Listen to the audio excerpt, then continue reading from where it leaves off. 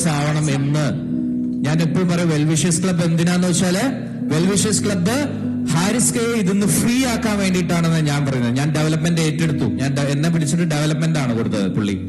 ഞാൻ ഇത് എങ്ങനെ ഡെവലപ്പ് ചെയ്യാന്ന് വേണ്ടി പഠിച്ചപ്പോഴാണ് എനിക്ക് മനസ്സിലായത്, ഹോപ്പിന് ഇതുവരെ ഒരു രീതിയിലും ഒരു സോഷ്യൽ സപ്പോർട്ട് കിട്ടിയിട്ടില്ല.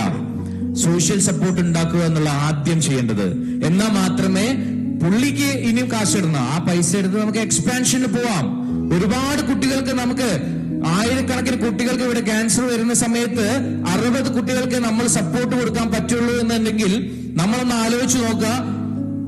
ആയിരക്കണക്കിന് കുട്ടികൾക്ക് ഒരു മാസം നമുക്ക് സപ്പോർട്ട് കൊടുക്കാൻ പറ്റിയിരുന്നെങ്കിൽ എന്നുള്ളതാണ് എന്റെ ലക്ഷ്യം. അതിനു വേണ്ടിയിട്ട് തന്നെയാണ് നമ്മള് വെൽ വിഷേഴ്സ് ക്ലബ്ബ് ഉണ്ട്. അപ്പൊ നമ്മളൊക്കെ വിചാരിക്കും നിങ്ങളൊക്കെ എടുത്തുനിന്ന് കാശ് മേടിക്കാനാണ്. ഒരിക്കലുമല്ല. എനിക്ക് വേണ്ടത് നിങ്ങളുടെ സപ്പോർട്ട്. ഞാൻ ഇവിടെ എന്തൊക്കെ നമ്മളെടുത്ത് സംസാരിച്ചോ, നിങ്ങൾക്ക് യൂസ്ഫുൾ ആയോ എന്ന് തോന്നിയോ മറ്റുള്ളവർക്ക് എത്തിക്കുക.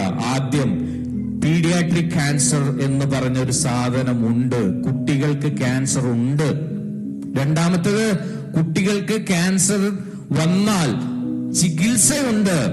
മൂന്നാമത്തേത്, കുട്ടികൾക്ക് ക്യാൻസർ വന്നാൽ ചികിത്സ ഒരു പരിധിവരെ ഫ്രീ ആണ്.